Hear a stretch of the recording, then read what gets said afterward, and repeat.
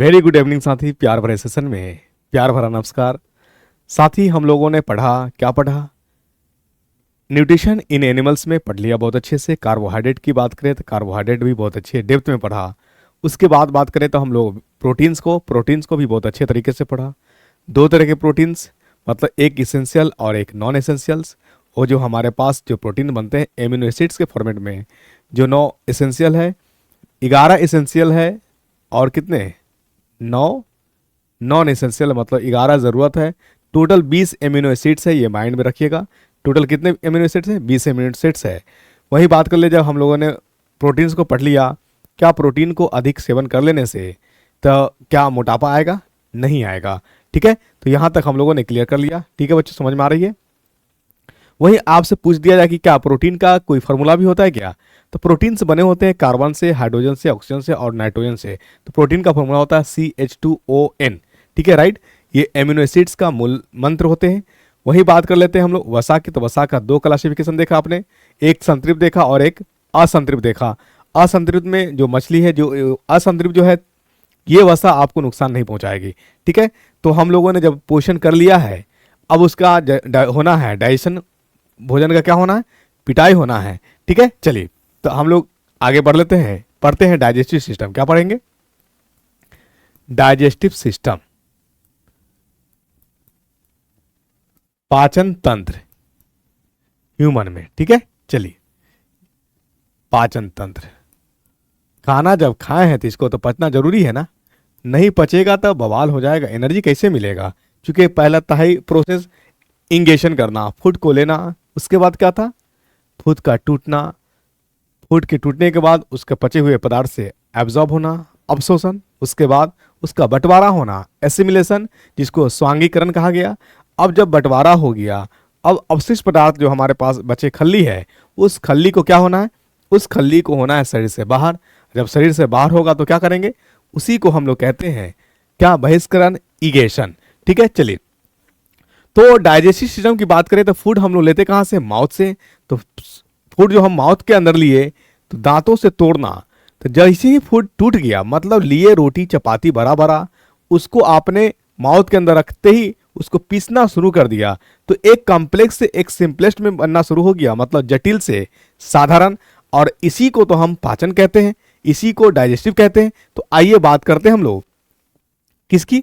Digestive systems की। ठीक है, तो सबसे पहले शुरू हो जाएगा पाचन कहाँ से? माउथ से। तो माउथ में क्या क्या पार्ट्स हम लोग पढ़ेंगे, तो इसकी बात करेंगे हम लोग। पहले ले लीजिए, यहाँ पे एक डायग्राम लाइए। उसके बाद एक एक चीज को हम लोग क्लियर करेंगे। क्या करेंगे? एक एक चीज को क्लियर करेंगे। किसी प्रकार का कोनो दुख होने नहीं देंगे आपको। बस बने रहना है आपको ज्ञान घर के साथ। और हम लोग लेते हैं डाइजेस्टिव सिस्टम। यहाँ पे आइए, पहले इस सिस्टम को समझ लीजिए कि कैसे कैसे क्या प्रोसेस बना हुआ है, कैसे कैसे फूड जाएगा नहीं जाएगा। देखिए, आइए एक एक करके हम लोग समझने का प्रयास करते हैं। ठीक है, एक एक करके समझने का प्रयास करते हैं। सबसे पहले है ये माउथ, गुहा, माउथ। माउथ के अंदर एक ग्रंथि होता है, उस ग्रंथि का नाम होता है स्लेवरी ग्लैंड्स। Slavery glands. ठीक है, चलिए अब उसके बाद फूड जो है इस पाइप में आता है। इस पाइप को बोला जाता है ग्रास नली, ओएसोफेगस। क्या बोला जाता है? ग्रास नली, ओएसोफेगस। ठीक, फूड उसके बाद कहाँ आया? ये है भाग आपका स्टमक का। किसका भाग है? अमाशय का। तो फूड आया अब अमाशय में। अमाशय के बाद कहाँ जाएगा? इंटेस्टाइन में जाएगा। अमाशय से कहाँ जाएगा? स्मॉल इंटेस्टाइन में जाएगा। अमाशय के बाद फूड कहाँ जाएगा? स्मॉल इंटेस्टाइन में आएगा। Small intestine, right. Small intestine के बाद फूड कहाँ जाएगा? लार्ज इंटेस्टाइन में। इसके बाद कहाँ जाएगा? स्मॉल इंटेस्टाइन को बोलते हैं हम लोग छोटी आंत। क्या बोलते हैं? छोटी आंत। छोटी आंत से कहाँ जाएगा? बड़ी आंत में। बड़ी आंत में। और बड़ी आंत से क्या हो जाएगा? भोजन का बहिष्करण बाहर होगा, क्योंकि बड़ी आंत का ही पार्ट्स है रेक्टम, और रेक्टम के बाहर जो है पार्ट्स हुआ एनस। ठीक है, चलिए अपेंडिक्स। अब वर्तमान समय में अपेंडिक्स का कोई रोल रह नहीं गया है। पहले की बात करेंगे तो अपेंडिक्स इस बात का प्रतीक है कि मानव शाकाहारी था, क्योंकि सेल्यूलोज को पचाने का काम अपेंडिक्स ही कर रहा था। तो अगर आपसे पूछ दिया जाए क्या हमारे शरीर के अंदर कोई ऐसी संरचना मिल रही है जिसे ये प्रतीक, इसे प्रूफ होता हो कि मानव पहले शाकाहारी था, कंप्लीट शाकाहारी था, क्योंकि वो सेल्यूलोज को पचाने में क्या था, कामयाब होता था और सेल्यूलोज को पचा पाता था। इसका एक कारण था अपेंडिक्स। क्या था? अपेंडिक्स। लेकिन अभी वर्तमान समय में इतने प्रदूषित कहिए कि एक भी चीज प्योरिटी फॉर्म में नहीं मिल रहा, शुद्ध रूप से नहीं मिल रहा है, जिसके कारण अपेंडिक्स उस टॉक्सिक सब्सटेंस को एब्जॉर्ब करते करते ये नाम मात्र का रह गया है। जैसे भारत की सर्वोच्च नागरिक कौन? राष्ट्रपति। लेकिन पावर किनके पास? पीएम के पास। इसका मतलब कि नाम मात्र के राष्ट्रपति यानी पोस्ट है, लेकिन पावर किनके पास चला जाता है? माननीय प्रधानमंत्री जी के पास चला जाता है। तो वही चीज है डाइजेस्टिव सिस्टम का, हम लोगों ने पढ़ा माउथ। माउथ से कहां जाएगा? माउथ से जाएगा ओएसोफेगस में, ग्रास नली में। कहां जाएगा? ग्रास नली, ओएसोफेगस। ओएसोफेगस से कहां जाएगा? अमाशय में, स्टमक में जाएगा। कहां जाएगा? अमाशय।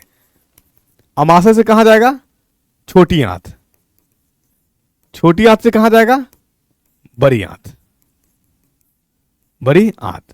अब आपसे पूछे जाएगा साथी, यहां डाइजेशन होता है किसी भी फूड का, कोई भी फूड लीजिए, तोड़ना तो जरूरी है, चबाइएगा ही, तो किसी भी फूड का 30% डाइजेशन यही होता है, ठीक।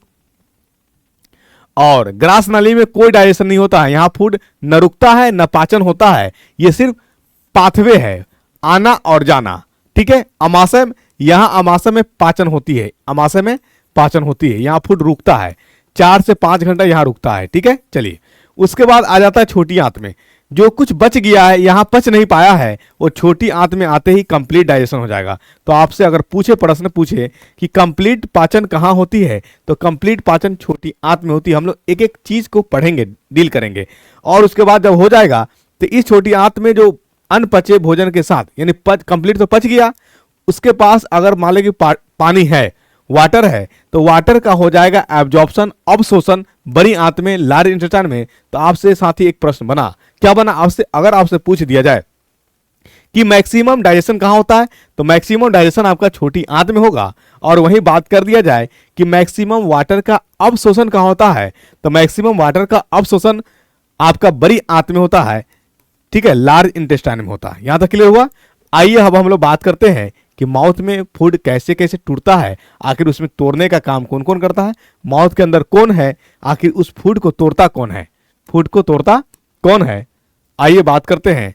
तो माउथ के अंदर आप जान रहे हैं कि सबसे पीटने वाला चीज कौन है, सबसे पीटने वाला चीज है कौन, बताइए, नहीं बताइएगा, दांत है। आइए दांत को देखिए और वाह, बल्ले बल्ले हो जाइए। किसी भी फूड का डाइजेशन 30% डाइजेशन माउथ के अंदर होता है।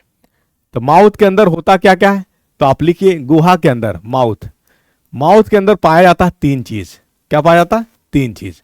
एक तो पाया जाता है टंग बोलते हैं जिह्वा को, जीभ जिसको कहते हैं। दूसरा पाया जाता है टीथ, और तीसरा पाया जाता है ग्लैंड्स, सलेवरी ग्लैंड्स, ठीक है।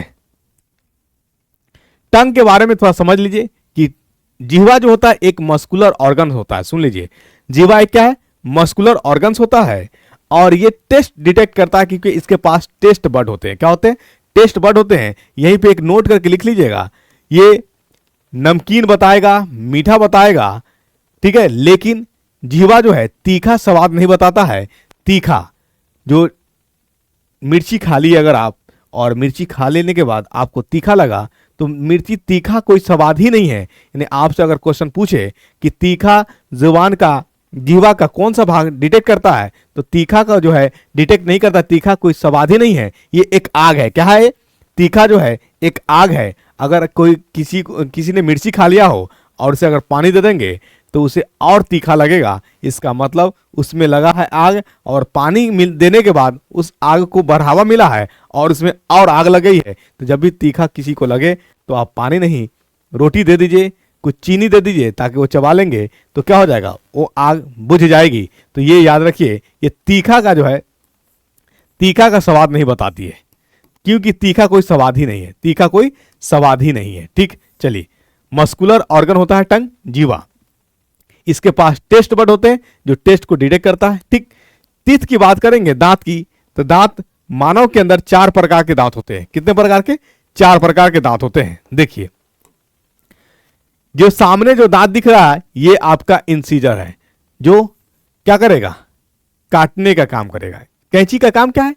कटिंग, काटेगा, काटने का काम करेगा। ठीक है, चलिए। वही इसके बगल में जो दांत है ये और ये, तो इसको हम लोग कहते हैं कैनाइन। क्या कहते हैं? ये है कतरनक, ये है रदनक, रदरनक। और प्रीमोलर और मोलर ये है चवर्नक। क्या है? चवर्नक, अगर हिंदी की बात करेंगे। ठीक है, चलिए। तो अब हम सवाल करते हैं, आपसे पूछा जाएगा कि मानव के अंदर कुल कितने प्रकार के दांत होते हैं, तो आपका आंसर आ गया होगा 4 प्रकार के दांत होते हैं। कौन कौन दांत की बात करेंगे? तो इंसीजर को हम लोग लेते हैं, पहला लेटर आई ले लेते हैं, इंसीजर। ठीक है, कैनाइन का पहला लेटर हम सी ले लेते हैं, सी। और प्रीमोलर का पीएम ले लेते हैं, और मोलर का एम ले लेते हैं। ठीक, चलिए। ये अगर चवर्नक है, ये चवर्नक है। चवर्नक से पहले वाले को अगर चवर्नक कहेंगे, प्रीमोलर कहेंगे। राइट, समझ में आ रही है?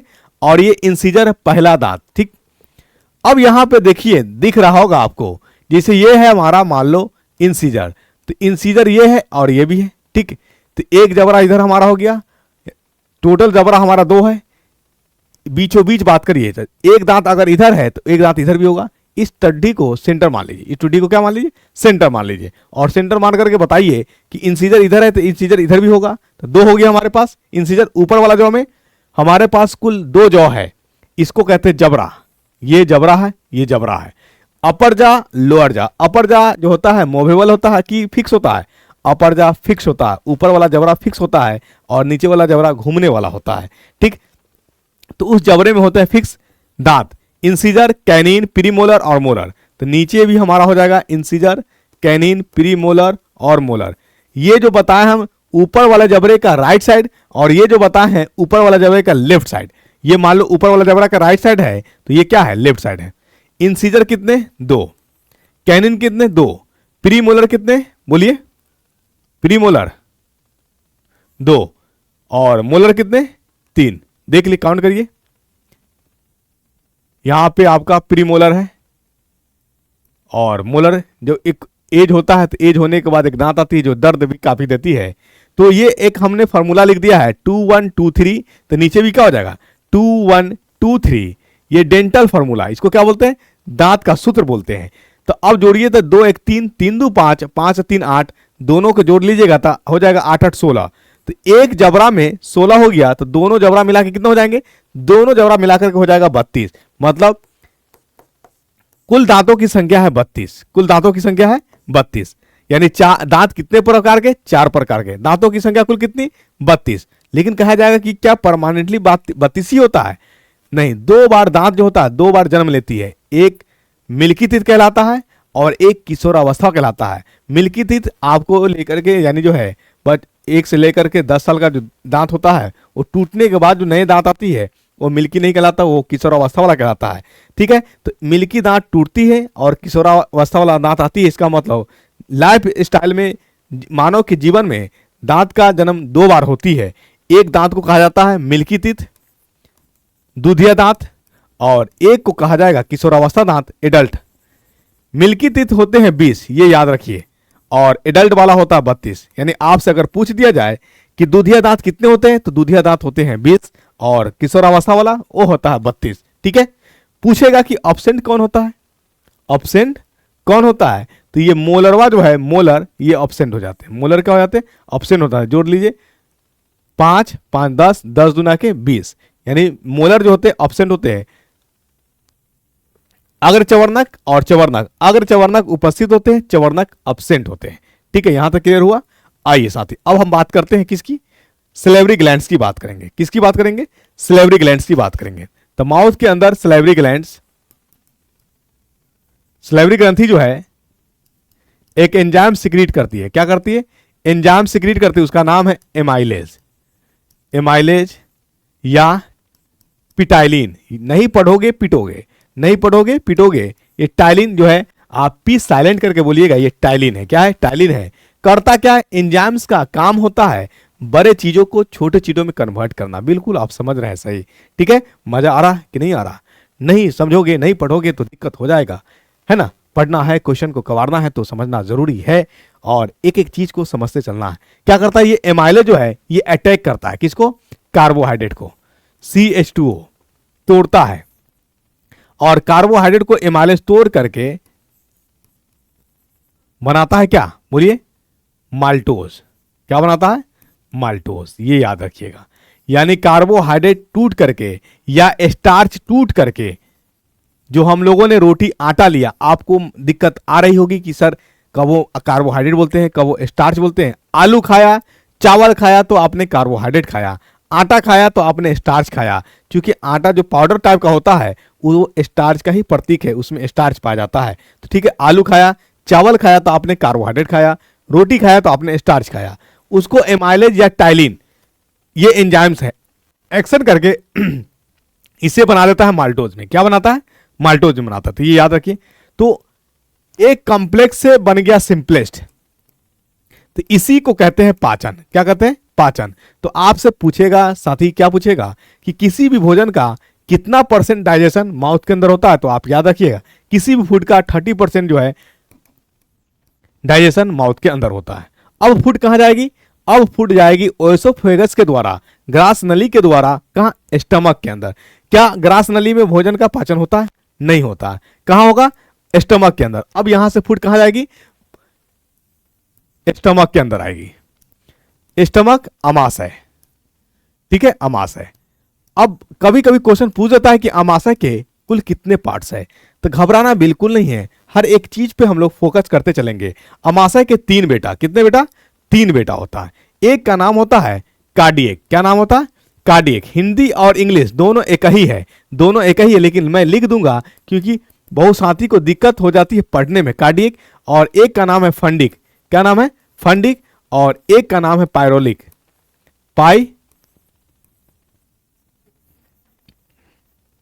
पाइलोरिक। अरे यार, पाइलूरिक, ठीक है। चलिए, यानी अगर आपसे पूछा जाए कि अमाशय के कुल कितने भाग? 3 भाग होते हैं। कौन कौन? एक का नाम है कार्डियक, एक का नाम है फंडिक और एक का नाम है पाइलोरिक। फंडिक कहां? कार्डियक और पाइलोरिक के दोनों के बीच में। यह भी प्रश्न पूछा हुआ प्रश्न है, ठीक है।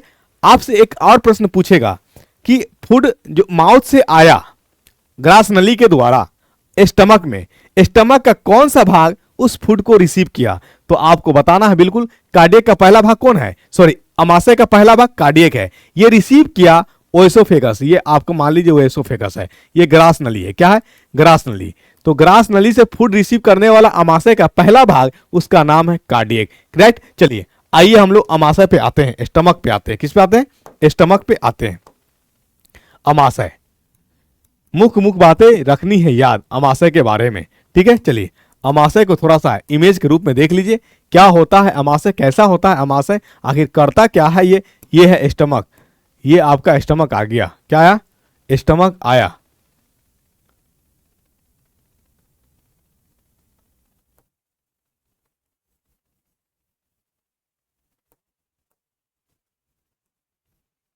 रोटेट कैसे होगा? नहीं होगा क्या रोटेट? चलो कोई नहीं, रोटेट नहीं होगा तो देखिए।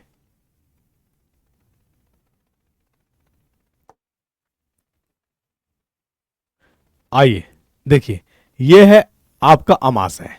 ये रिसीव किया किससे? ये ओएसोफेगस वाला है। कौन वाला है? ओएसोफेगस वाला है, ठीक है। अमाशय के बारे में कुछ मुख्य बातें याद रखेंगे। क्या रखेंगे? याद रखेंगे अमाशय के बारे में। क्या याद रखेंगे? देखिए, सबसे पहला बात, स्टमक को जो है गॉबलेट, यानी स्टमक में जो कोशिकाएं होती है उस कोशिका का नाम होता है गॉबलेट से। क्या होता है? गॉबलेट। तो पहली बात लिखेंगे कि अमाशय में जो कोशिका है उसका नाम है गॉबलेट सेल। क्या नाम है? और गॉबलेट सेल पाए जाने के कारण अमाशय को गैस्ट्रिक ग्लैंड्स भी कहा जाता है। क्या कहा जाता है? गैस्ट्रिक ग्लैंड्स भी कहा जाता है। तो आप लिखेंगे अमाशय का दूसरा नाम गैस्ट्रिक ग्लैंड्स में गैस्ट्रिक ग्रंथि है। क्या है? गैस्ट्रिक ग्रंथि है। ठीक। अमाशय करता क्या है? ये पाचन में भूमिका निभाती है। क्या करती है? भूमिका निभाती है। ये फूड को रिसीव करता है कहां से? माउथ से, थ्रू ओएसोफेगस। और इसके 3 पार्ट्स है, यानी अमाशय के 3 पार्ट्स। अमाशय का 3 पार्ट्स, 3 बेटा। एक का नाम है कार्डियक। क्या नाम है? कार्डियक। बिल्कुल बोले, आपको अभी बताया हूं। और एक का नाम है फंडिक और एक का नाम है पाइलोरिक। पाइलोरिक। ठीक है। चलिए देखिए, साथ ही पूछेगा कि भोजन जो है 4 से 5 घंटा अमाशय में स्टोर रहता है, रेस्ट में रहता है। वो कहां रहता है? वो फंडिक में रहता है। 4 से 5 घंटा यहां फूड जो है रेस्ट में रहता है। कहां रहता है? रेस्ट में रहता है। ठीक। चलिए, स्टमक के कभी कभी पूछेगा कि स्टमक आखिर क्या सिक्रीट करती है। ठीक है। तो स्टमक जो है स्रावित करती है 3 चीजों को। किसको? एक का नाम है HCl। क्या नाम है? HCl। एक का नाम है पेप्सिनोजेन। क्या नाम है? पेप्सिनोजेन, जिसको आप पेप्सिन कहते हैं। क्या कहते हैं? पेप्सिन। और एक का नाम है म्यूकस। म्यूकस। ठीक है। 3 चीज अमाशय क्या क्या सिक्रीट करता है स्टमक? स्टमक जो है 3 चीजों को स्रावित करता है। HCl। HCl करता क्या है?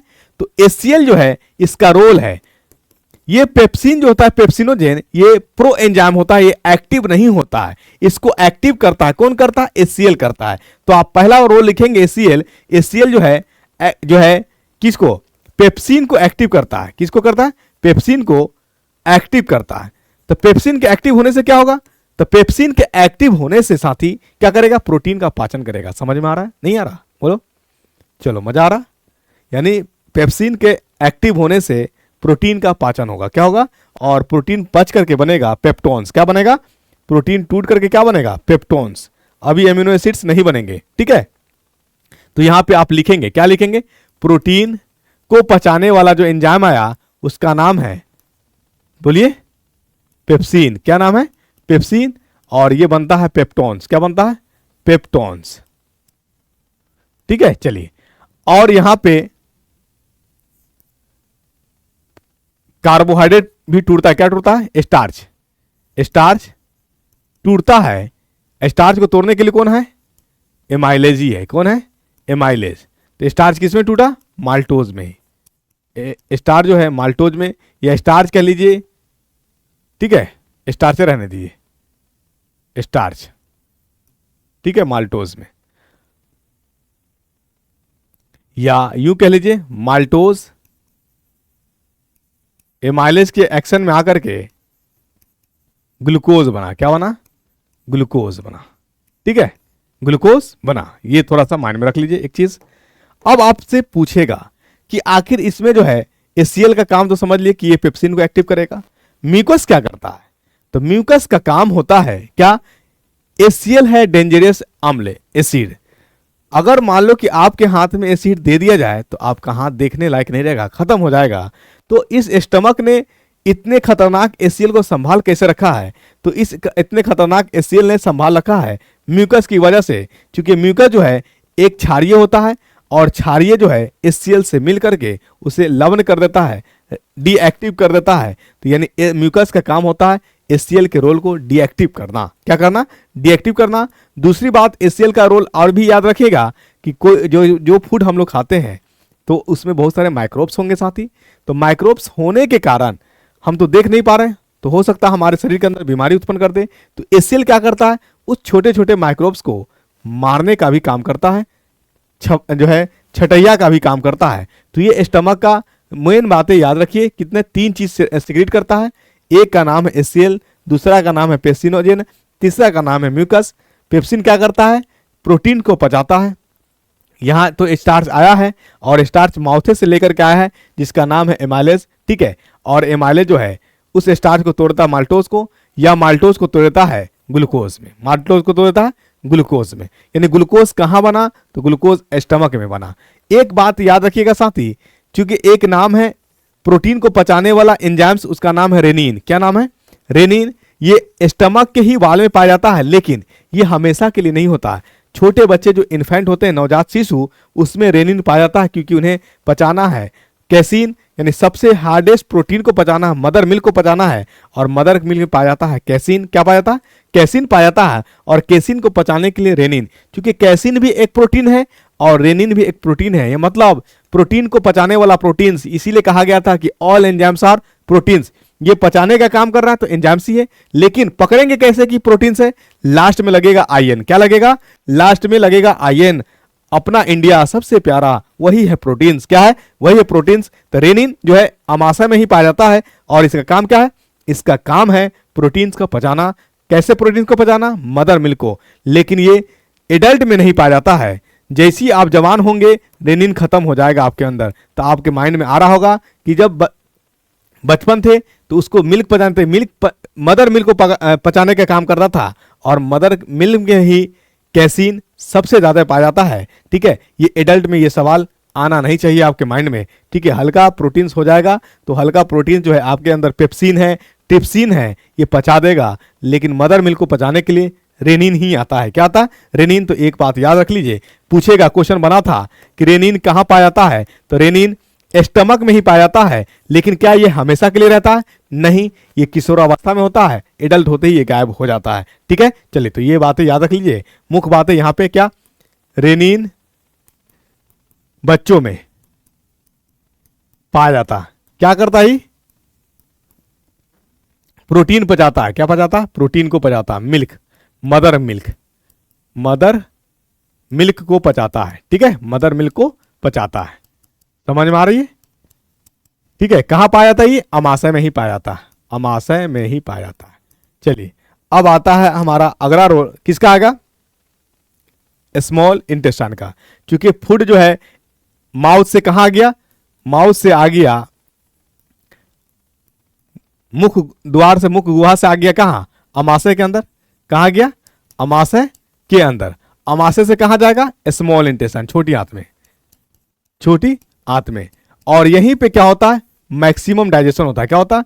मैक्सिमम डाइजेशन होता है, कंप्लीट डाइजेशन होता है। तो याद रखिएगा, पूर्ण पाचन जो है, पूर्ण पाचन स्मॉल इंटेस्टाइन में ही होता है। पूर्ण पाचन क्यों होता है? पूर्ण पाचन स्मॉल इंटेस्टाइन में, तो इसकी भी थोड़ा कहानी जान लीजिए। क्योंकि छोटी आंत जो है इसका 3 बेटा होता है। कितने बेटा? 3 बेटा। एक का नाम है ड्यूडेनम। क्या नाम है? ड्यूडेनम। एक बार सीजल में क्वेश्चन पूछा था कि ड्यूडेनम किसका पार्ट्स है, तो ड्यूडेनम छोटी आंत का पार्ट्स है। ठीक है, ड्यूडेनम किसका पार्ट्स है? छोटी आंत का पार्ट्स है। और बीपीएससी फेज 2 की बात करें तो बीपीएससी फेज 2 में पूछा था कि रेनिन कहां पाया जाता है। तो साथ ही क्वेश्चन जहां जहां से पूछ रही है और जिस तरह से पूछ रही है, मैं बिल्कुल उस सब पॉइंट्स को टच करते चल रहा हूं। तो अगर क्लास आप देख लेंगे तो बीपीएससी शिक्षक बनना चाहते हैं उसमें भी काम आएगी, सीजल क्रैक करना चाहते हैं उसमें भी काम आएगी, यूपीएससी बीपीएससी का जनरल साइंस का क्वेश्चन डील करना है उसमें भी काम आएगी, आरआरबी एनटीपीसी की बात करें, एसएससी सीएचएसएल की बात करें, एमटीएस की बात करें, सभी में ये रामबाण है। हर जगह का क्वेश्चन आपका बनेगा, बिल्कुल घबराना आपको नहीं है। बस शर्त है कि ईमानदारी से ज्ञान घर को साथ दीजिए और ज्ञान घर से यूट्यूब चैनल से आप बने रहिए। एप्लीकेशन मोड पे भी क्लास अवेलेबल चल रही है बीपीएससी टीचर वाले को, यानी 18 अक्टूबर से क्लासेस स्टार्ट है। ठीक है ना, 3 बजे से क्लास स्टार्ट हो रही है। अगर आपके साथी, आपके भाई, आपके बंधु कोई भी हो तो उनको ज्वाइन जरूर करवाइए। चलिए आइए, छोटी आंत का 3 बेटा, एक का नाम है ड्यूडेनम, एक का नाम है जेजेनम। क्या नाम है? जेजेनम। और एक का नाम है इलियम। ठीक है, ये होता कैसा है? ये होता है यू शेप का। कभी कभी पूछ देगा कि छोटी आंत का शेप कैसा होता है, तो ये यू शेप का होता है, यू आकार का होता है। क्या होता है? यू आकार का। और यू आकार जो आया है वो ड्यूडेनम का ही है। क्या है? ड्यूडेनम, यू शेप का होता है ड्यूडेनम। चलिए, ये ड्यूडेनम जो होते हैं ना, ये जुड़े होते हैं किससे? ये जुड़े होते हैं यकृत से, लीवर से, और ये जुड़े होता है पैंक्रियास से। किससे? पैंक्रियास से, अग्नाशय से। किससे? अग्नाशय। आखिर जुड़ने से क्या फायदा? जुड़ने से फायदा है, बेगर मतलब का कोई जुड़ता है क्या? सबको फायदा चाहिए और सबको फायदा होता ही है। ठीक है, यहां जो जुड़ा है ना, यहां जो जुड़ा है इसका लाभ है। क्या लाभ है? इसका लाभ यह है कि ये पाचन के लिए चीज जो चाहिए फैट को तोड़ने के लिए, चूंकि यहां कंप्लीट डाइजेशन होना है। क्या होना है? छोटी आंत में कंप्लीट डाइजेशन होना है। एक बातें अगर आपको माइंड में खटक रही हो तो थोड़ा अमाशय में लिख लीजिएगा कि अमाशय में जो पाचन होता है भोजन का, वो किसका किसका होता है? कार्बोहाइड्रेट का और प्रोटीन्स का। जो हेवी प्रोटीन्स का नहीं, जैसे मांस मछली में जो प्रोटीन्स पाया जाएगा वो आपका स्टमक अमाशय में नहीं पाचन होगा, और वसा का पाचन अमाशय के अंदर नहीं होगा। वसा का और हेवी प्रोटीन्स का पाचन छोटी आंत में होगा। कहां होगा? छोटी आंत में होगा। ठीक है, तो यहां जो पचना है भोजन का, किसका किसका पचना है? हेवी प्रोटीन्स, हेवी प्रोटीन, और किसका? वसा का। कार्बोहाइड्रेट पच गया वहीं, बस जो पच के माल्टोज से ग्लूकोज जो बना, अब ग्लूकोज से जाना है किस में? बोलिए, माल्टोज से ग्लूकोज जो बना, ग्लूकोज से बनेगा एटीपी में। तो ग्लूकोज से एटीपी यहां भी नहीं बनेगा, यहां सिर्फ और सिर्फ ग्लूकोज ही रहेगा। क्या रहेगा? ग्लूकोज ही रहेगा। सारे को हम लोग एक चीज कर क्लियर करके समझने का प्रयास करते हैं।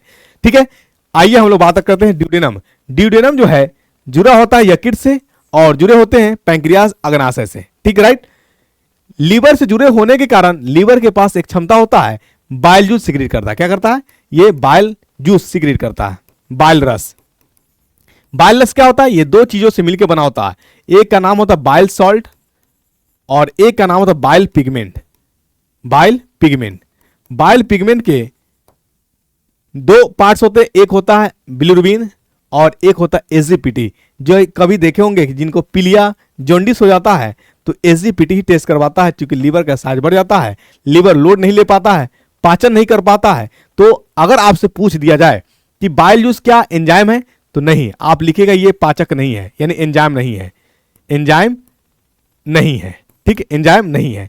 तो करता क्या है? ये बाइल सॉल्ट जो है ना, ये बाइल सॉल्ट जो है ये फैट को सोलेबल फैट बना देता है। एक फैट जो होता है, क्योंकि पानी में घुलने वाला तो होता नहीं है, तो बड़ा बड़ा फैट के गोला को वो तोड़ तोड़ करके छोटा करता है। क्या करता है? बाइल सेल जो है छोटा करता है। ठीक है, ये थोड़ा सा माइंड में रखिएगा। आपसे पूछा जाएगा कि आखिर बाइल जूस करता क्या है, तो बाइल जूस दो चीजों से मिलकर बना होता है, एक बाइल सॉल्ट और एक bile pigment. Bile pigment bilirubin SGPT का रोल अदा करता है, ये येलोइश करता है। क्या करता है? अगर इसकी लेवल बढ़ जाएगी तो पूरे त्वचा, पूरे स्किन आपका पीला हो जाएगा, जिससे प्रतीक होगा कि आपको जॉन्डिस हो गया है, लीवर काम नहीं कर रहा है। ठीक है साथी, अब आपसे पूछा जाएगा कि लीवर ने बाइल जूस सिक्रीट किया तो क्या एट ए टाइम सिक्रीट करता है या पहले से सिक्रीट करके रखता है? तो पहले से ही स्रावित करता है लीवर। और स्टोर कहां करता है? ये स्टोर रहता है कहां पे? पित्ताशय में, गॉल ब्लैडर में। कहां रहता है? पित्ताशय, गॉल ब्लैडर। यानी बाइल जूस जो है कहां स्टोर होता है? गॉल ब्लैडर में होता है, गॉल ब्लैडर में होता है। ठीक है, मजा आ रहा कि नहीं आ रहा? बिल्कुल मजा आएगा, मजा आएगा। एक है ना, एक बहुत अच्छा नया गाना चला था, अरे क्या यार, एक लड़की गाना, मैंने सेल्फी ले लिया, मैंने सेल्फी ले लिया। यार ये कौन गाना है? कोई गाना है? आपको गाना समझ में आ रहा? मैंने सेल्फी ले लिया, मैंने सेल्फी ले लिया, कोई एकदम अटपटा गाना है। ठीक है, चलो आइए हम लोग बात करते थे इस पे, किस पे? बाइल जूस पे। और थे हम लोग, यानी लीवर बाइल जूस सिक्रीट करता है, वो स्टोर कहां होता है? गॉल ब्लैडर में होता है। पैंक्रियाज की बात करें तो पैंक्रियाज जो है पैंक्रियाटिक जूस सिक्रीट करता है। क्या करता है? पैंक्रियाटिक जूस सिक्रीट करता है, पैंक्रियाटिक जूस सिक्रीट करता है। तो पैंक्रियाटिक जूस में होता क्या है? तो इसमें जो होता है पेक्टिन होता है। क्या होता है? पेक्टिन नहीं यार, पेक्टिन तो सेलवार वाला बात हो जाएगा। ट्रिप्सिन। क्या होते हैं? ट्रिप्सिन। ठीक है, चलिए लाइपेज, क्लियर? ट्रिप्सिन, लाइपेज और एमाइलेज कह लीजिए यहां पे भी। ठीक है, यहां तक क्लियर हुआ। तो अब देखिए फैट को तोड़ने के लिए आ गया बाइल सॉल्ट। ठीक है, चलिए लिपिड्स को तोड़ने के लिए या फैट्स को तोड़ने के लिए लैपेज आ गया, हेवी प्रोटीन्स को तोड़ने के लिए ट्रिप्सिन आ गए। तो अब कुछ बचेगा क्या? नहीं बचेगा। यही कारण है कि छोटी आंत में पूर्ण डाइजेशन हो जाता है। तो आप लिखिए थोड़ा सा छोटी सी चीजें, क्या लिखिएगा यहां पे? छोटी आंत में किसका किसका पाचन होता है? छोटी आंत में पहला पॉइंट लिखेंगे, क्या लिखेंगे? माल्टोज ग्लूकोज में कन्वर्ट होता है। किसमें? ग्लूकोज में। ठीक है, छोटी आंत में किसके रेस्पिरेटरी में? एमाइलेज की उपस्थिति में, एमाइलेज की उपस्थिति में। ठीक है, चलिए दूसरा, प्रोटीन जो है ट्रिप्सिन की उपस्थिति में प्रोटीन जो है एमिनो एसिड्स में कन्वर्ट होता है। क्या होता है? एमिनो एसिड्स में। क्वेश्चन पूछता है कि प्रोटीन एमिनो एसिड्स में कहां बना, तो आप बताइएगा छोटी आंत में बना। कहां बना? छोटी आंत में। चलिए तीसरा लिखिएगा, फैट। फैट टूटता है, फैट का पचना, वसा का पचना, ये टूट करके, तो वसा का पचना टूटना कहलाता है इमल्सिफिकेशन। क्या कहलाता? इमल्सिफिकेशन। ठीक है, चलिए ये काम कौन करता है? Bile salt. कौन करता है? फैट को तोड़ने का काम करता है बाइल सॉल्ट। Bile salt. और ये बनाता है इमल्सिफाइड फैट। क्या? घुलने वाली, डिजोल्व यानी वाटर में टूटने लायक, इमल्सिफिकेशन। Emulsified fat. अब ये इमल्सिफाइड फैट को घुले हुए पदार्थ आ गए, तो इस पे आएगा लाइपेज। क्या आएगा? लाइपेज। क्वेश्चन बन गया, यहां पे आपसे पूछा जाएगा कि लाइपेज कैसे वसा को तोड़ा, इमल्सिफाइड फैट को या रियल में जो पहले फैट था उसको? नहीं, पहले जो फैट था गोलाकार, उसको छोटे छोटे में तोड़ा बाइल सॉल्ट। उस बाइल सॉल्ट को तोड़ने से उस फैट का नाम पड़ गया इमल्सिफाइड फैट। अब इमल्सिफाइड फैट को तोड़ेगा लाइपेज, और लाइपेज जो है इस इमल्सिफाइड फैट को तोड़ने के बाद बनाएगा फैटी एसिड, वसीय अम्ल और ग्लिसरॉल। क्या बनाएगा? ग्लिसरॉल। तो ये थोड़ा सा माइंड में रखिए, इंपॉर्टेंट बातें, स्मॉल इंटेस्टाइन की बातें। ठीक है, तो पैंक्रियाज ने क्या क्या सीक्रेट किया? पैंक्रियाटिक जूस, ट्रिप्सिन और लाइपेज। ठीक है, और वही बात कर ले हम लोग, लीवर ने क्या किया? लीवर क्या? बाइल सॉल्ट यानी बाइल जूस किया। तो बाइल जूस दो चीजों से मिलकर बाइल सॉल्ट और बाइल पिगमेंट, तो बाइल पिगमेंट का कोई रोल नहीं, बाइल सॉल्ट का रोल है। ठीक है, बाइल पिगमेंट मतलब कह सकते हैं डिटॉक्सिफिकेशन, मतलब जो हमारे शरीर के अंदर वेस्टेड पदार्थ है उसको क्या करेगा? खल्लास करेगा, सन्नाटा में डाल देगा। ठीक है, चलिए तो अब मुख्य बातें थोड़ा सा रखिए याद, इंपॉर्टेंट पॉइंट। क्या रखिए? इंपॉर्टेंट पॉइंट रखिए। बात किसके बारे में? इंटेस्टाइन के बारे में। क्या रखना है याद? इंटेस्टाइन जो है स्मॉल इंटेस्टाइन। क्या है? Small intestine. इसमें पाया जाता है एक माइक्रोविल्ली। क्या? माइक्रोविलाई। फिंगर लाइक प्रोजेक्शन होता है। इसका क्या काम होता है? इसका काम होता है अवशोषण करना, पचे हुए भोजन को अवशोषण करना, और अवशोषण करके क्या दे देगा? ये देगा ब्लड वेसल्स को, ब्लड वेसल्स को, और इसी के थ्रू शरीर के अंदर पूरे पार्ट्स में हर जगह एनर्जी चला जाएगा। ये रखनी थी थोड़ा सा माइंड में। स्मॉल इंटेस्टाइन के बारे में पूछा जाएगा कि स्मॉल इंटेस्टाइन बड़ी या लार्ज इंटेस्टाइन बड़ी? स्मॉल इंटेस्टाइन बड़ी होती है, लेकिन इसका व्यास डायमीटर कम होता है, इसीलिए इसका नाम पड़ा स्मॉल इंटेस्टाइन। ये जो होता है लार्ज इंटेस्टाइन से बड़ा होता है। लार्ज स्मॉल इंटेस्टाइन जो होता है लार्ज, बड़ी आंत से क्या है? बड़ी आंत से लंबा होता है, बड़ी आंत से लंबा होता है, लेकिन इसका व्यास कम होता है। व्यास क्या होता है? कम। व्यास कम। ये बातें याद रखिए। ठीक है, तीसरा बात है आपको इसके अंदर रखना है, स्मॉल इंटेस्टाइन के अंदर, कि इसके 3 पार्ट्स होते हैं। 3 पार्ट्स जो क्वेश्चन पूछेगा, 3 भाग। कौन कौन? डिओडेनम, जेजेनम और इलियम। राइट, चलिए ठीक है, यहां तक क्लियर हुआ? तो यहां तक क्लियर हो गया, बहुत अच्छा। लीवर के बारे में कुछ बातें रखनी है आपको याद। क्या रखनी है? लीवर के बारे में याद रखनी है। यकृत, पहला पॉइंट, ये क्या करता है? ये बाइल जूस सिक्रीट करता है। क्या करता है? बाइल जूस सिक्रीट करता है। सबसे बड़ी ग्रंथि लीवर है, सबसे बड़ी ग्रंथि लीवर। ठीक है, चलिए दूसरा बात कि लीवर के ही अंदर क्षमता होती है क्या? जो हमारे शरीर, जो हम लोग खाना लेते हैं, तो किडनी जो है बनाती है अमोनिया। क्या बनाती है? अमोनिया। उस अमोनिया से यूरिया में कन्वर्ट करने का काम जो है कौन करता है? अमोनिया से यूरिया बनाया, अमोनिया से यूरिया कौन बनाता है? लीवर बनाता। अगर लीवर नहीं हो तो आदमी ऐसे ही मर जाएगा, क्योंकि अमोनिया जो है काफी पॉइजनियस, जहरीला है, डेंजरियस है। ठीक है, ये अमोनिया से यूरिया में बनाने वाला लीवर ही है। जो मेडिसिन वगैरह खाते हैं उस मेडिसिन का पाचन लीवर ही करता है। तो आप लिख सकेंगे मेडिसिन, दवा का पाचन, दवा का पाचन लीवर करता है, लीवर। ठीक है, चलिए यहां तक क्लियर हुआ। अब हम लोग बात कर लेते हैं किसकी? बात कर ले थोड़ी सी पैंक्रियाज अग्नाशय की। किसकी? अग्नाशय की, पैंक्रियाज की। क्वेश्चन पूछ देता है पैंक्रियाज अग्नाशय। अग्नाशय, इसको जो है मिक्सो ग्लैंड के नाम से जाना जाता है। किस नाम से जाना जाता है? मिक्सो ग्रंथि के नाम से। मिक्सो ग्रंथि, क्यों मिक्सो ग्रंथि? क्योंकि ये जो है ड्यूअल नेचर का अपना रोल अदा करता है, एक तो एंजाइम सिक्रीट करता है और एक बार हार्मोन सिक्रीट करता है। मिक्सो क्यों कहा गया? ये एंजाइम भी सिक्रीट करता है, तो एंजाइम सिक्रीट करने वाले को हम लोग कहते हैं एक्सो। क्या कहते हैं? एक्सोक्राइन। ठीक है, चलिए। और हार्मोन सिक्रीट करने वाले को एक्सोक्राइन, ये एंजाइम सिक्रीट किया, क्या करेगा? एंजाइम सिक्रीट करेगा। और इंडोक्राइन अंतःस्रावी क्यों कहा गया? तो इंडोक्राइन इसको इसलिए बोला गया क्योंकि ये सिक्रीट करेगा हार्मोन। क्या करेगा? हार्मोन। इसीलिए इसका नाम पड़ा मिक्सोग्लैंड। क्या बना? कौन हार्मोन? तो हार्मोन का नाम है इसमें, बोलिए, इंसुलिन, इंसुलिन और ग्लूकागन। तो ये थोड़ा सा माइंड में रखिए, पूछ देगा क्वेश्चन। क्या पूछेगा कि इंसुलिन और ग्लूकागन कौन सिक्रीट करता है? अग्नाशय, पैंक्रियाज। ये क्या है? ये हार्मोन है, ये हार्मोन है।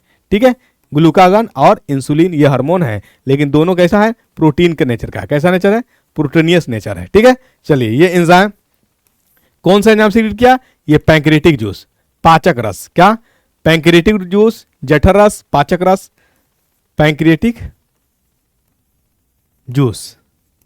ठीक है, एंजाइम का नाम है पैंक्रियाटिक जूस। तो ये रखनी थी मुख्य बातें याद। अब पाचन हो गया, तो पाचन के बाद कौन शरीर से बाहर करेगा? बड़ी आंत। बड़ी आंत का रोल आता है अब यहां। बड़ी आंत क्या है? तो बड़ी आंत का भी 3 बेटा है। कितने बेटा? एक का नाम है कोलोन, और एक का नाम है रेक्टम, और एक का नाम है एनस। ये आउटर पार्ट्स है। कोलोन जिसमें भोजन जो है आएगा धीरे धीरे। क्या आएगा? धीरे धीरे आएगा, उसको हम लोग कोलोन कहते हैं। ठीक। रेक्टम, यहां पे जो ये वेस्ट पदार्थ है, अपशिष्ट पदार्थ है, यहां रुका रहेगा। और यही रेक्टम जो है नर्वस सिस्टम से कनेक्टेड होते हैं। जब आपको स्टूल पास आउट करना होता है तो प्रेशर डेवलप होती है, तो आपको महसूस होता है कि मुझे वॉशरूम जाना चाहिए, शौचालय जाना चाहिए, तो ये रेक्टम।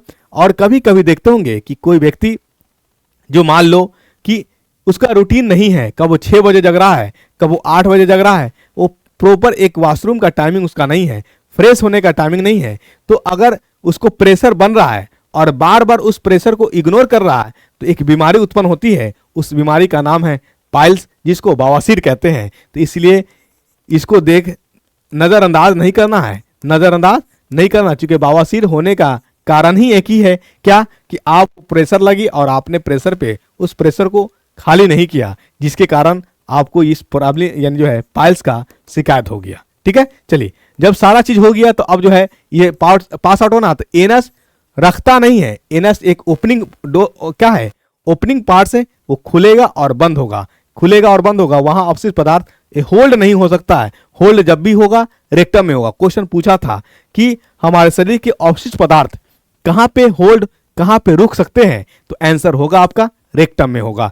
ठीक है साथी, अब आते हैं हम लोग कि फूड जो है माउथ से जो है स्टमक तक आया ओएसोफेगस के द्वारा, तो उस मूवमेंट का क्या बोलते हैं? तो उस मूवमेंट को बोला जाता है संकुचित मूवमेंट, पेरिस्टाल्टिक मूवमेंट। एक बात याद रखिए, डिस्कशन के दौरान ये क्लियर हो गया। ठीक है, चलिए। तो पाचन हो गया हम लोग का एक क्लियर। अब जो है देखिए, बताइए तो स्मॉल इंटेस्टाइन में क्या बना था?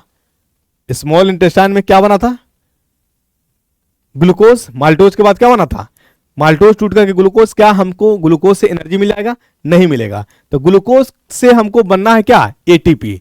और एटीपी कहां होगा? एटीपी कहां बनेगा? ये एटीपी बनेगा माइटोकॉन्ड्रिया में। क्या होगा? माइटोकॉन्ड्रिया में बनेगा। और एटीपी कब बनेगा? ग्लूकोज में जब ऑक्सीजन मिल जाएगा तो बनेगा हमारा एटीपी। तो ऑक्सीजन का लेना ही कहलाता है क्या? बोलिए, रेस्पिरेशन, श्वसन। तो अब हम लोग का हेडिंग आएगा, क्या आएगा? रेस्पिरेशन। क्या आएगा? रेस्पिरेशन, श्वसन। ठीक है, चलिए। तो हम लोग का हेडिंग डालिए। अब क्या डालिएगा? रेस्पिरेशन, क्योंकि ग्लूकोज को टूट करके देना है एटीपी। रेस्पिरेशन, श्वसन। ठीक, चलिए आइए। तो रेस्पिरेटरी ऑर्गन, यानी आपको रेस्पिरेशन का अगर कोई परिभाषा पूछे तो आप सिर्फ बता दीजिए कि ग्लूकोज का ऑक्सीजन के साथ संपर्क कर करके ऑक्सीडाइज हो जाना, उसका टूटना और टूट करके एटीपी देना ही श्वसन कहलाता है, ऊर्जा कहलाता है। ठीक है, चलिए। तो पहला पॉइंट इसमें लिखना चाहे तो लिख सकते हैं, ग्लूकोज ऑक्सीकृत होकर के ग्लूकोज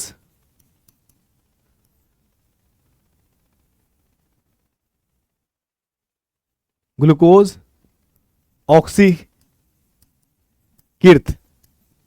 होकर ऊर्जा देगा, ऊर्जा देगा। इसी को कहते हैं हम लोग क्या, रेस्पिरेशन। आइए रेस्पिरेशन का कुछ हम लोग एक ले लेते हैं, कैसे कैसे ऑक्सीजन शरीर के अंदर जाता है, कैसे कैसे ऑक्सीजन शरीर के अंदर जाता है। ठीक है,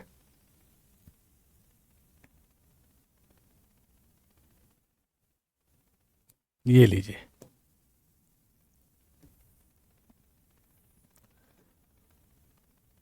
देखिए ऑक्सीजन कैसे कैसे शरीर के अंदर आएगा। ये ओपनिंग पार्ट्स हैं, नोज, इसको कहा जाता है नेसल कैविटी। क्या कहा जाता? नेसल कैविटी कहा जाता। होते हुए आगे कहां पे? अंदर में, यानी इसको नेसल कैविटी नहीं कहा, इसको तो नोस्ट्रिल कहेंगे ओपनिंग पार्ट्स को। इसके अंदर देखेंगे, अंदर में एक पतला सा प्लेट नुमा होता है, उसी को हम लोग नेसल कैविटी कहते हैं। क्या कहते हैं? नेसल कैविटी कहते हैं। यहां पे आ गया ओरल कैविटी, ओरल कैविटी के बाद आ गया फेरिंग्स, फेरिंग्स के बाद आ गया ट्रेकिया, ट्रेकिया को हम लोग क्या कहते हैं? बोलिए, ट्रेकिया वह पार्ट्स है, या ट्रेकिया को आप कह सकते हैं क्या? Wind pipe. ट्रेकिया को क्या बोलेंगे? विंड पाइप कह लीजिए, विंड पाइप। दूसरा नाम ट्रेकिया का आप लिख सकेंगे विंड पाइप। फेरिंग्स, फेरिंग्स उसको कहते हैं जहां पे भोजन वाला पाइप और हवा वाला पाइप, यानी विंड पाइप और फूड पाइप दोनों खुलता है, उसी को हम लोग फेरिंग्स कहते हैं। क्या कहते हैं? उसी को फेरिंग्स कहते हैं। अब उसके बाद आ जाएगा आपका ये लंग्स है, आपका क्या है? लंग्स है। और ये जो फट्टी नुमा देख रहे हैं, फट्टी नुमा, इसको रिब्स कहा जाता है। कुल हम लोग के शरीर में 12 जोड़ी रिब्स है। कितने जोड़ी? 12 जोड़ी रिब्स है, 12 जोड़ी रिब्स है, ये याद रखिए। ठीक है, 12 जोड़ी रिब्स है। और ये वाला जो स्ट्रक्चर है, इसको हम लोग कहते हैं डायफ्रागम। क्या कहते हैं? डायफ्रागम, यानी पेट, और ये एब्डोमिनल कैविटी और ये चेस्ट कैविटी। एब्डोमिनल कैविटी और चेस्ट कैविटी के बीच वाला जो पार्ट्स होता है, इसी को हम लोग डायफ्रागम कहते हैं। और ये एक मोटी लेयर होती है जो सुरक्षा देने का काम करती है। ठीक है, चलिए, तो आपने एक ओवरव्यू देख लिया। अब आते हैं, सबसे पहले हम लोग बात किसकी करेंगे? ग्लूकोज की। क्या करेंगे? आखिर ग्लूकोज का ही रेस्पिरेशन हो रहा है। ठीक है, चलिए, ग्लूकोज का टूटना ही रेस्पिरेशन कहलाता है। तो सबसे पहले ग्लूकोज टूटेगा, कहां टूटेगा? साइटोप्लाज्म में, साइटोप्लाज्म में। और टूट के क्या देगा? Pyruvate acid. क्या देगा? पायरुवेटिक एसिड, पायरुवेटिक एसिड। और पायरुवेटिक एसिड जो है, अगर यूकैरियोटिक है, क्या है? यूकैरियोटिक है, तो ये टूटेगा माइटोकॉन्ड्रिया में। कहां टूटेगा? माइटोकॉन्ड्रिया में। और पायरुवेटिक एसिड टूट करके देगा एटीपी प्लस CO2 प्लस क्या? बोलिए, एनर्जी। कितना एनर्जी? 38 ATP, 38 ATP. ठीक है, चलिए, तो ये थोड़ा सा मान में रखिए। ग्लूकोज टूट रहा है, ग्लूकोज टूट करके हमको दिया एटीपी एनर्जी, तो ये ग्लूकोज का टूटना कहलाता है ग्लाइकोलाइसिस। क्या कहलाता है? ग्लाइकोलाइसिस कहलाता है। तो ये अगर जो है हमारे पास यूकैरियोटिक वाला होगा तो टूटेगा माइटोकॉन्ड्रिया में। सवाल आ गए अगर कि अगर प्रोकैरियोटिक होगा तो ग्लूकोज कहां टूटेगा? तो प्रोकैरियोटिक अगर होगा तो ग्लूकोज टूटेगा सेल मेम्ब्रेन में। कहां टूटेगा? सेल मेम्ब्रेन में टूटेगा। अगर प्रोकैरियोटिक होगा, क्या होगा? प्रोकैरियोटिक, तो ग्लूकोज जो है टूटेगा कहां? सेल मेम्ब्रेन में। कहां टूटेगा? सेल मेम्ब्रेन में। और टूट के क्या देगा? 4 एटीपी। लेकिन 4 एटीपी जो है, एनर्जी बनाने में 2 एटीपी खर्च हो जाता, बचता इसके पास 2 एटीपी ही है, 2 एटीपी ही। तो यानी आपसे पूछ दिया जाए कि प्रोकैरियोटिक में ग्लूकोज टूट करके कितना ऊर्जा दिया, तो 2 एटीपी दिया। वहीं यूकैरियोटिक की बात करें, यूकैरियोटिक में ग्लूकोज टूट करके माइटोकॉन्ड्रिया में कितना एटीपी दिया? 38 एटीपी दिया। कितना? 38 एटीपी दी। एनर्जी में कभी कभी पूछ देता है तो 38.2 किलो कैलोरी ये एनसीईआरटी में दे रखा है, तो कभी कभी ये क्वेश्चन बन सकता है, पूछ सकता है। आइए साथी हम लोग बात कर ले थोड़ा, क्या? श्वसन के प्रकार। श्वसन के प्रकार 2 तरह के होते हैं। कितने तरह के होते हैं? 2 तरह के। एक होता है वायवीय, एरोबिक, वायवीय, और एक होता है अवायवीय, ऑक्सीजन की अनुपस्थिति में। वायवीय जो होगा ऑक्सीजन की उपस्थिति में होगा। तो ये होगा किस में? बोलिए, ह्यूमन में। तो इसमें लिख लीजिए ग्लूकोज C6H12O6 टूटेगा। कहां टूटेगा? साइटोप्लाज्म में। कहां टूटेगा? साइटोप्लाज्म में, कोशिका द्रव में। टूट के क्या देगा? Pyruvate acid. ये टूटेगा पायरुवेट कहां? माइटोकॉन्ड्रिया में। माइटोकॉन्ड्रिया में टूट के क्या देगा? माइटोकॉन्ड्रिया में टूट के देगा, बोलिए, एटीपी। क्या देगा, ATP, adenine triphosphate plus CO2 plus क्या बोलिए, H2O वाटर वेपर, ठीक है ना। कितना एटीपी, 36 या 38 एटीपी, ठीक है। चलिए अब वायवीय में दो पार्ट्स आ जाएंगे, यानी वायवीय के लिए माइटोकॉन्ड्रिया होना अनिवार्य, mitochondria power house of the cell, ठीक है, कोशिका का पावर। अवायवीय दो जगह होगा, एक होगा ईस्ट में और एक जगह होगा मसल्स में। किसमें, मसल्स में, पेशीय में, पेशीय मसल्स। ईस्ट में जो है ग्लूकोज टूट करके, ये लिखिएगा, ग्लूकोज टूट करके यानी ऑक्सीजन एब्सेंट होते हैं, ऑक्सीजन नहीं होते हैं, ये टूट करके बन देता है इथेनॉल। क्या देता है, इथेनॉल, अल्कोहल देता है, इथेनॉल देता है, सलाई क्या देता है, इथेनॉल देता है। और पेशीय में ग्लूकोज टूट करके, यहां लिख देता हूं, पेशीय में ग्लूकोज टूट कर क्या दिया, लैक्टिक एसिड। तो आपसे क्वेश्चन बनेगा कि जब अवायवीय शोषण हुआ मसल्स के अंदर तो उत्पाद क्या मिला, तो उत्पाद मिला लैक्टिक एसिड। अवायवीय शोषण हुआ ईस्ट के अंदर तो उत्पाद क्या मिला, अल्कोहल, इथेनॉल। क्या एटीपी भी मिला, हाँ एटीपी मिला, दोनों में एटीपी मिला, 2 एटीपी। तो सबसे ज्यादा एनर्जी कहां मिला, सबसे ज्यादा एनर्जी जो मिला वायवीय में, माइटोकॉन्ड्रिया में 36 एटीपी, सबसे कम तो अवायवीय में। तो ऑक्सीजन की उपस्थिति में जब हो तो वायवीय या माइटोकॉन्ड्रिया में होगा, और अनुपस्थिति में तो दो जगह हो सकते हैं, एक ईस्ट में होगा और एक बोलिए मसल्स में होगा। और इससे जो अल्कोहल बना, तो अल्कोहल बनाने का तो इसी को कहा जाता है किण्वन, कहा जाता है फर्मेंटेशन। क्या कहेगा, फर्मेंटेशन। तो कभी कभी क्वेश्चन घुमा देगा, ग्लूकोज से इथेनॉल का बनना क्या कहलाता है, तो आंसर हो जाएगा आपका किण्वन। क्या होगा, किण्वन हो जाएगा, ठीक है। राइट, यहां तक क्लियर हुआ, कोई डाउट है। चलिए आगे बढ़े। अब सवाल आती है कि आखिर ऑक्सीजन जो है हमारे शरीर के अंदर कैसे फॉलो करता है, ठीक है, ऑक्सीजन हमारे शरीर के अंदर कैसे फॉलो करता है। तो देखिए, आपने लिया एयर से ऑक्सीजन, आया कैसे कैसे, सबसे पहला पार्ट नोस्ट्रिल, नोस्ट्रिल लिया इसको, नोस्ट्रिल से कहां दिया, नोस्ट्रिल नसल चैम्बर, नसल चैम्बर, नसल चैम्बर से कहां गया, ट्रेकिया,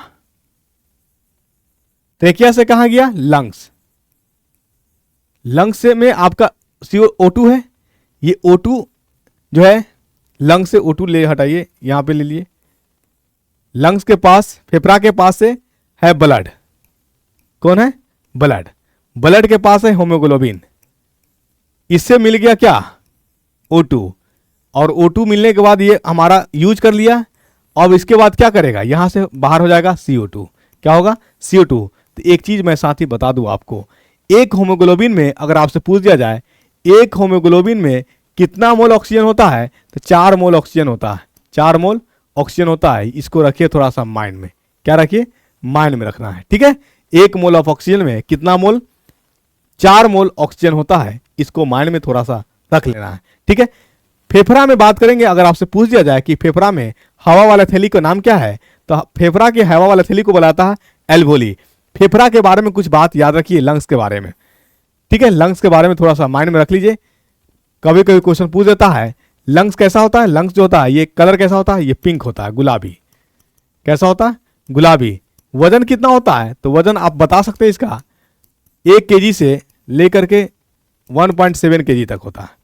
ये कहाँ सिचुएटेड होते हैं, तो ये थोरेकी कैविटी में, ये चेस्ट वाला जो कैविटी होता है उसको हम लोग थोरेकी कैविटी कहते हैं। तो आप लिखेंगे स्थिति पाया जाता है कहाँ, बोलिए, थोरेकी कैविटी में, थोरेकिक कैविटी में, ठीक है। चलिए, इसमें इसका मेन काम होता है पंपिंग करना, और ये एक्सक्रीटी का भी काम करता है, ऑक्सीजन का लेना और कार्बन डाइऑक्साइड का छोड़ना। तो ये शरीर से बाहर फेंक रहा है, तो शरीर से बाहर फेंकना उत्सर्जी पदार्थ भी कहते हैं। तो आप एक क्वेश्चन लिख सकते हैं, इसके बारे में बन सकता है कि फेफड़ा को हम लोग उत्सर्जी अंग भी कहते हैं, उत्सर्जी अंग भी कहते हैं, उत्सर्जी अंग भी कहते हैं, ठीक है। चलिए, आई बात समझ में। तो इंपॉर्टेंट कुछ पॉइंट लिख लीजिए, कभी कभी पूछ देता है, क्या पूछता है, रेस्पिरेटरी ऑर्गन्स किसका क्या होगा, रेस्पिरेटरी ऑर्गन्स,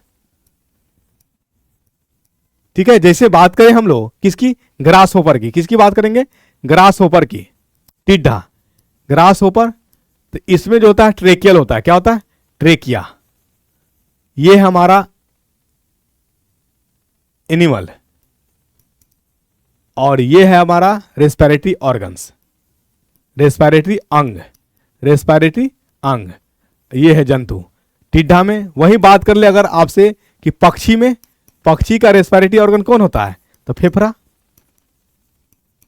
वही बात अगर कर ले आपसे क्या, मेढक, तो आपको पता है मेढक में जो होता है क्या होता है, गिल्स भी होता है, फेफड़ा भी होता है, त्वचा भी होता है और लार्वा क्या होता है, फेफड़ा त्वचा, हाँ हो गया, गिल्स हो गया, फेफड़ा हो गया, त्वचा हो गया।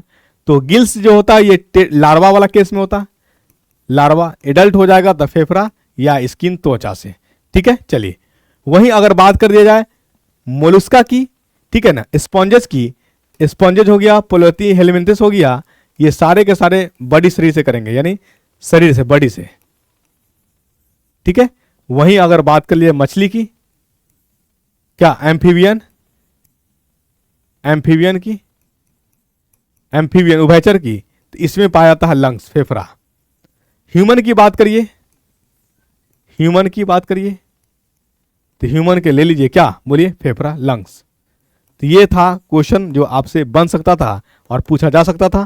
फेफड़ा को बायोलॉजी में कहा जाता है पल्मोनरी, क्या कहा जाता है, पल्मोनरी, ठीक है। चलिए फेफड़ा को बायोलॉजी में कहा जाता है पल्मोनरी, पल्मोनरी। फेफड़ा के बारे में अध्ययन क्या कहलाएगा, पल्मोलॉजी, पल्मोलॉजी, ठीक है। तो ये मुख्य बातें था जो पाचन और श्वसन एक साथ हम लोगों ने क्लियर किया। तो उम्मीद करते हैं कि बच्चों आपको ये क्लास बिल्कुल दमदार मजा आया होगा।